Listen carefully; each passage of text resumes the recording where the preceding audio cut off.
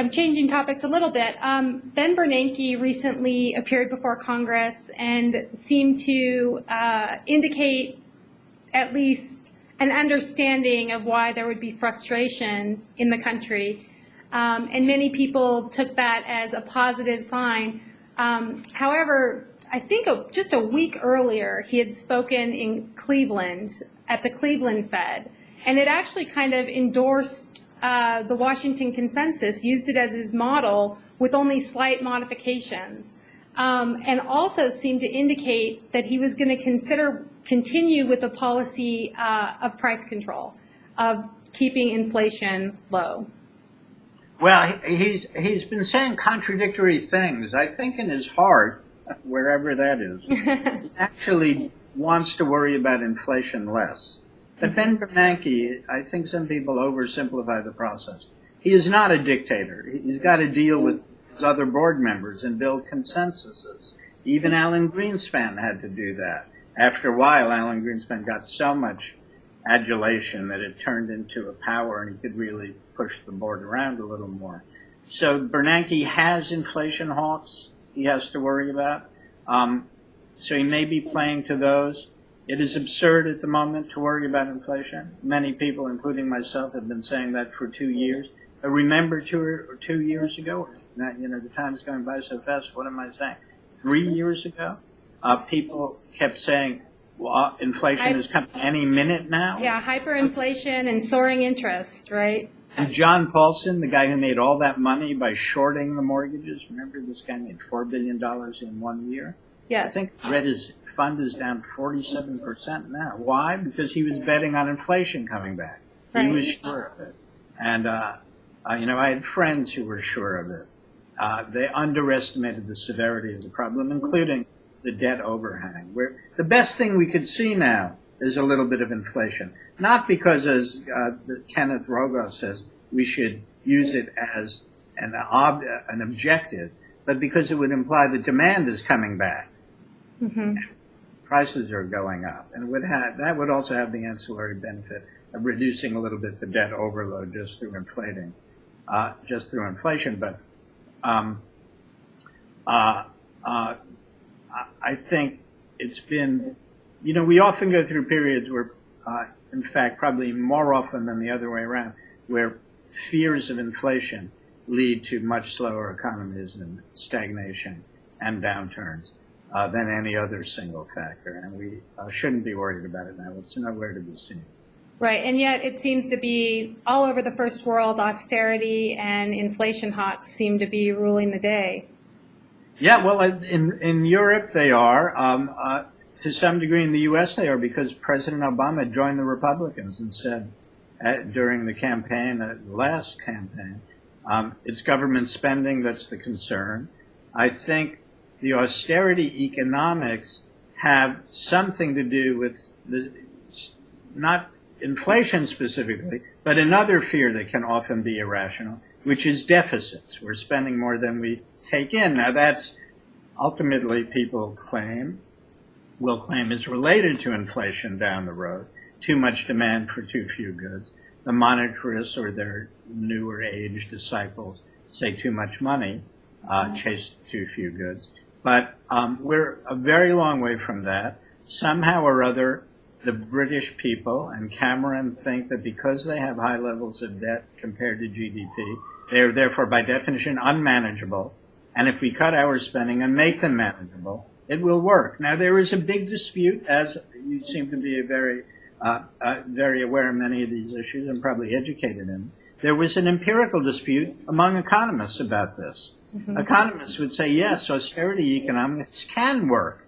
They, a couple of people from Harvard, which, by the way, is a rather conservative economics department. This is the Alessandra... Alessina and yes.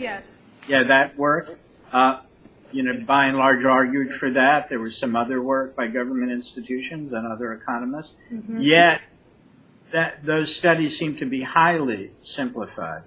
A couple of new studies from the International Monetary Fund, no hotbed of progressives. Correct. Ask the people in Asia from 1997 and 1998, have done very good studies to show that when you really properly measure this and you isolate austerity economics undertaken when the economy is weak, which is the case now, they don't work. They make matters worse. So the empirical evidence is pretty clear that austerity economics in this kind of environment will make matters worse.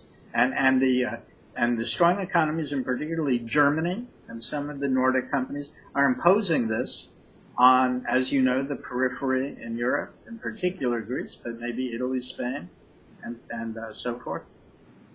Just like the IMF imposed it on the East Asian countries in 1997, and it was very cruel to the average man. Right? It's quite extraordinary. I think Americans didn't quite get it.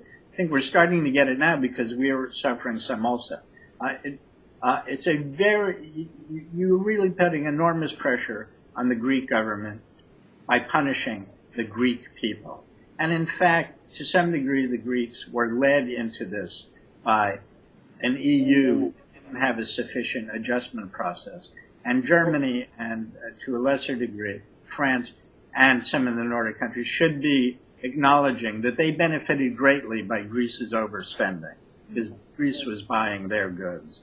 The euro, the value of the euro, was not really properly reflecting the competitive changes in Europe over 10 years. Yeah, and even in addition to the problems, what we're talking about is the expansionary austerity thesis seems to have no empirical support, is what you're suggesting. And Paul Krugman's even gone a step further, or at least flirted with it. Richard Koo has certainly said it outright, that in fact austerity also won't even help your fiscal position. That it's going to hurt your long-term fiscal position as well. In this, that depends on assumptions, and I think probably there's empirical evidence where that actually occurred. It depends on the assumptions you make about multipliers and lack of multipliers, reverse multipliers, and so forth. But it's certainly feasible to me.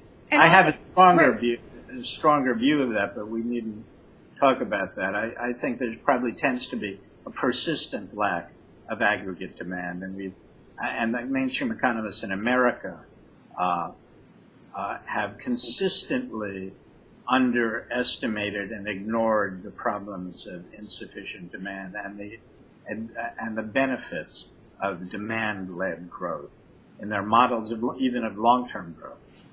Right. Is there anything that you would anything further that you'd want to add in terms of where you'd just to the members of the movement?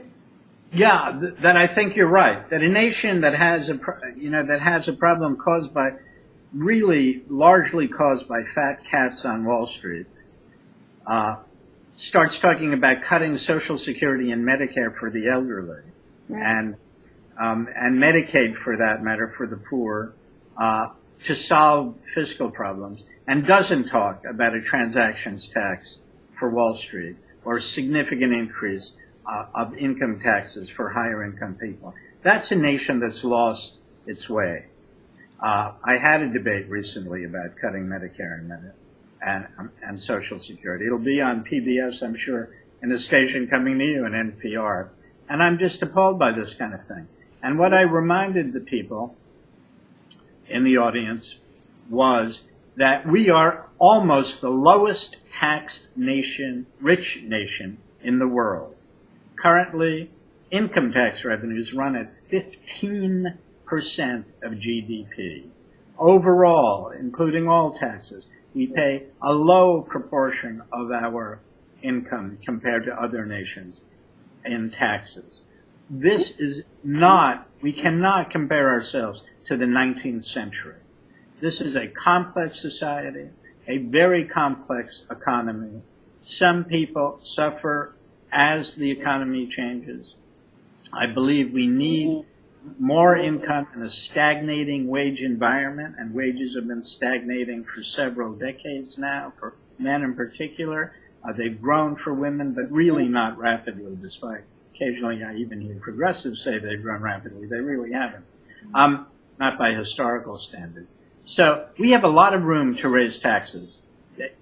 But here's my bottom line, okay? We don't have a problem in America if we raise taxes and invest properly in this country again, public investment. And that will bring in private investment and good, productive, long-term risk-taking, not another round of mortgage investment or high-tech fantasies like the late 1990s.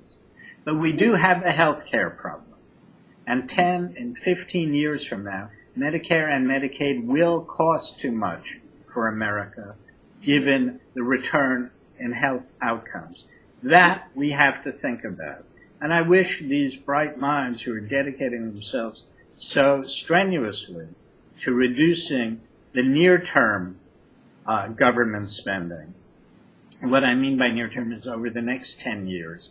I wish they'd put their minds and their political efforts towards reforming the healthcare system, where some parts of our economy will have to take a hit, health insurance companies in particular, and maybe healthcare providers. But that's America's biggest domestic problem. The war machine, we'll leave that for another time. And well, the healthcare is I think Kenneth Arrow wrote a paper maybe 50 years ago suggesting that privatized healthcare is going to result in market failure. And there have been, I guess my question is, do you think it's a political problem or an economic problem that we've been unable to deal with healthcare, the environment? Well, it's somewhat, I think these problems are solvable. I don't know enough about the environmental problems. I don't know the cost of global warming. I don't know the cost of reducing it. But there are solutions for most of our social problems. There is a solution for our healthcare system. Right. Medicare for all is a solution, for example, for our health.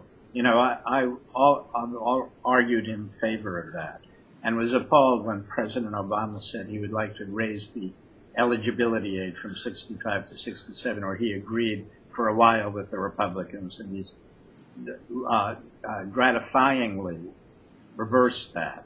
He does not agree to that at the moment, anyway. There are other problems that may be far more intractable. How do we really get better educational results for a large part of the poor population? That's a tough problem. That's a problem that politics alone, good politics alone, may not solve. I do believe it can make it better, but it may require resources we don't have. It may require large-scale changes in the way our social lives work. That's a problem that, as I already say, may be intractable, and we really have to think very hard about that. The causes of poverty, those are some big problems. Problems we're talking about now, funding Social Security, dealing with health care, those are political problems. If the country wanted to, they could solve them, and the easiest way to solve them is raising taxes and putting in more controls and recognizing that some things can't work according to market principles, which is what Kenneth Arrow was saying. I didn't even like the word market failure because, it's prominent in Kenneth Arrow's work, Paul Samuelson, going way back, Robert Solow, and modern-day economists like Joe Stiglitz. But of course, healthcare can't work by market principles. How the heck do we know what we need healthcare-wise? Do we want to take even a million chance of having the disease if somebody gives us a test to prevent it? So these are significant, serious issues. And the fact is, going back to mortgages, we buy a house 2-3 times a year, maybe. How the heck can we become expert in dealing with these darn mortgages? They're so ridiculous and complex, and who has the time or desire to deal with them? So you need some protection there. You don't need controls there. Well, in some areas you may, but you certainly need some protection and some need to make it simpler, which was one of the central planks of Elizabeth Warren's case that she always made. We need some level of standardization and simplification so that people can deal with mortgage products. But those are problems we can solve. There are a couple of problems that are harder to solve. The problems we're talking about right now, they are solvable.